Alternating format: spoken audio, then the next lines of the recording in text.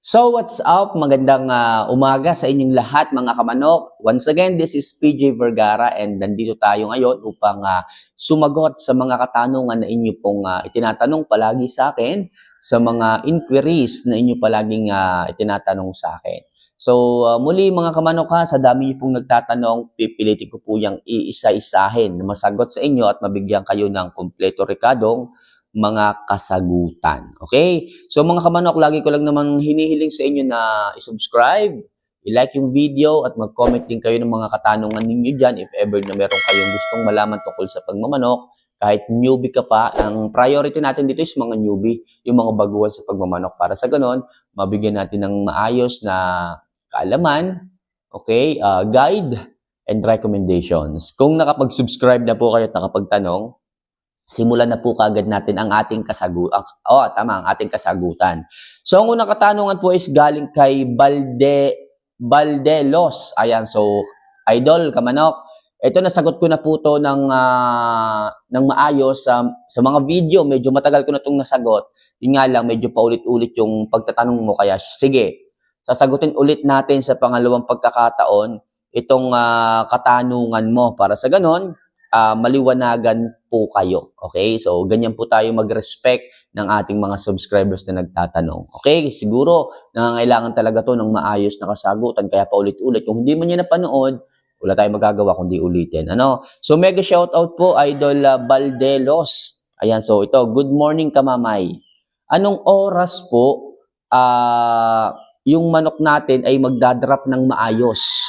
Okay? Pag pinakain mo siya ng 3 p.m. pag 1 day, 1 eat, more power. Okay, medyo ni-revise ko ng konti. Ano, idol, pasensya na. Anong oras daw po magdadrop ng maayos o iipot ng maayos ang ating mga alaga kapag nagbigay ka ng 3 p.m. ng 1 day, 1 eat? Okay, so mga kamanok, ito po yan.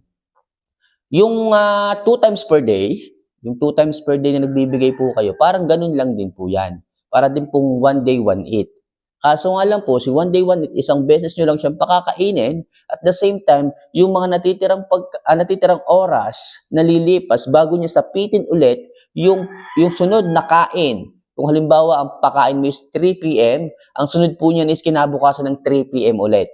Yung oras na lalagpas dun sa 3 p.m., halimbawa, nagpakain ka ng 3 p.m. ngayon.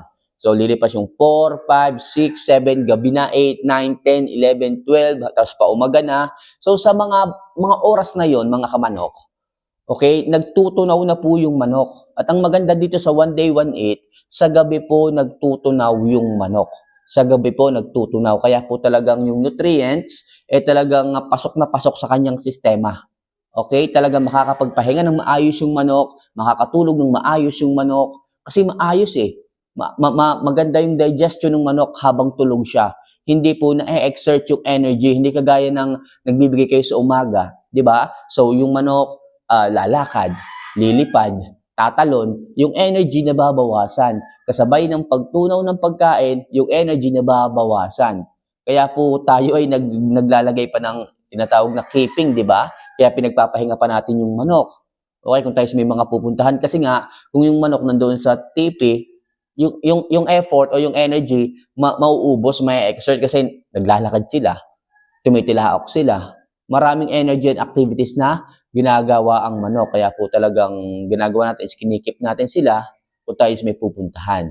So pero kay 1 day, 1 eat mga kamanok, kapag kumain po sila, para na rin silang nakakip. Yung energy talagang nasa kanilang mga muscle, nasa kanilang katawan. Kaya mapapansin po ninyo sa umaga, pag gising po ninyo, yung manok, wala nang laman yung tiyan, yung butche, okay? Pero kailangan pa nilang maghintay ng maghapon bago ulit sila pakainin. Akala nyo empty na yung manok, pero hindi po. Wala nang laman yung kanyang butche, pero yung energy from the food na kinain nila nung gabi, nandun na po, naka-stored na po sa kanilang mga muscle. Okay, yun po ang pagkakaiba ng 1 day, 1 eat at saka yung 2 times per day kayo nagbibigay. Ang 2 times per day, pag binigay nyo ang pagkain, kasabay ng pag-ubos ng nung pagkain sa butche, ubos din po ang energy. Parang cellphone, pag naubos ang battery bar, low bat. Pero ang naka 1 day, 1 eat, kahit maubos po yung battery charge sa kanyang butse, hindi pa siya lobat. Para siyang may power bank. Yung energy naka-reserve sa muscles. Okay, yun po ang pagkakaiba. Akala nyo empty na yung balunan ng manok, wala nang laman. Oh, wala na. Pero yung energy nandun sa muscle, doon naka-stored. Ang ginagamit po niyang energy is from the fats na nasa kanyang katawan.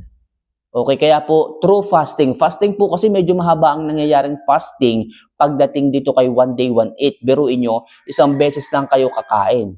Pero magtataka kayo, hipuin nyo yung manok na naka one day, one eat. Lean ang katawan. Pag sinabing lean, maskulado yung katawan, magaan, walang taba. Kasi po, kapag naka-fasting yung manok ng mahabang oras, lalo na kung one day, one eat, kakainin po ng katawan o ang gagamitin pong energy ng manok sa kanyang katawan, hindi po yung pagkain. Kasi wala siyang ginagawa nga eh. 'Di ba? Tunaw na yung pagkain sa gabi. Bago pa dumating yung umaga, wala na siyang tutunawin. Biruin nyo, wala nang laman yung butse. Sa umaga, wala nang laman ng butse. Ano pang gagamitin? Kung iisipin nyo, ay, empty na yung manok. Wala nang pagkain laman eh, pero hindi po. Yung energy po naka-reserve sa pangangatawan. Naka-reserve sa muscle. Kaya yung manok, ang tinutunaw na niya pagdating ng umaga hanggang hapon, tinutunaw na niya is yung taba sa loob ng katawan ng manok. Yun yung ginagamit niyang energy. Doon na naka-reserve yung tinunaw na pagkain nung gabi. Okay? Kasi ganito yan eh.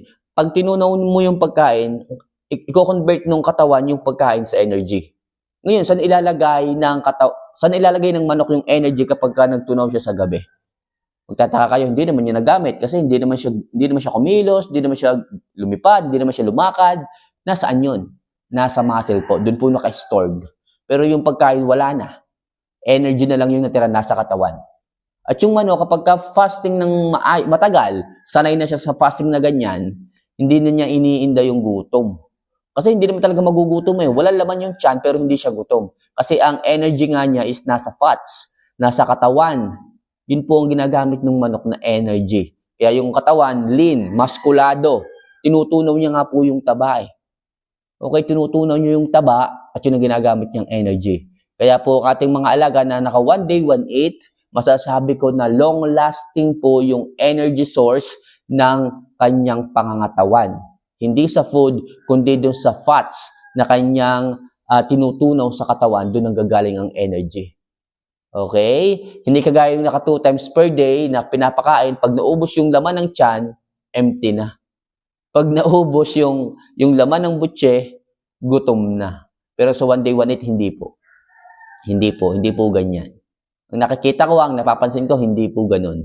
Kahit wala ng laman ng butse, nandun pa rin yung stable energy. Alright?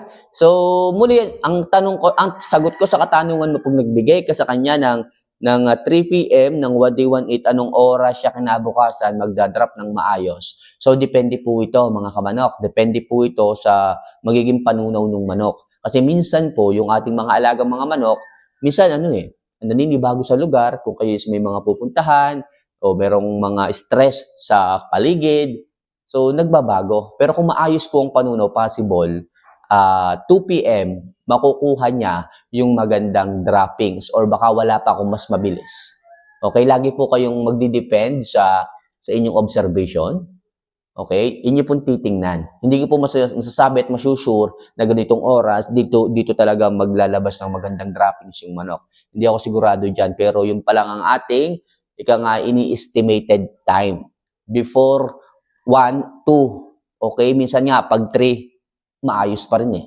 Okay? At saka napapansin ko mga kamanok, kapag tinuturuan ko sila ng dance steps, okay, kita ko minsan 3 p.m., okay pa eh.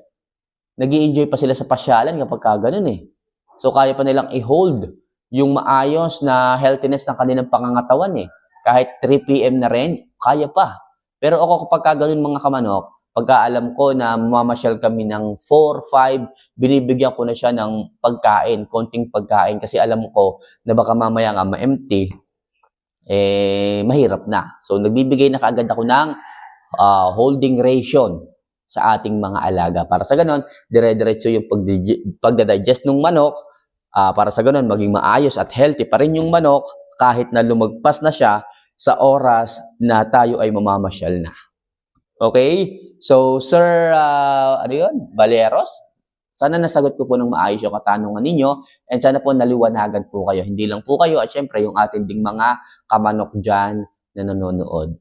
So, mga kamanok, try nyo po yung One Day One Eat. Matutuwa po kayo sa magiging healthiness, kalusugan ng inyong mga alaga pag nabigyan nyo po ng ganito. So, huwag kayong matakot, huwag kayong mag-alala, huwag kayong mangamba. Maayos po ang sistema ng One Day One Eat. At kung ako tatanungin ninyo, mas maganda po ang One Day One Eat kaysa sa 2 times per day. Less ang trabaho, makakamenos po kayo sa patuka, vitamina, at mas magiging healthy ang inyong mga alaga. So sa ngayon, yun lang po muna ang ating ilang mga katanungan na sasagutin and hopefully makatulong po ito sa mga subscribers natin na nagtatanong. Muli, this is PG Vergara and see you for our next vlog. Mahal ko po kayo.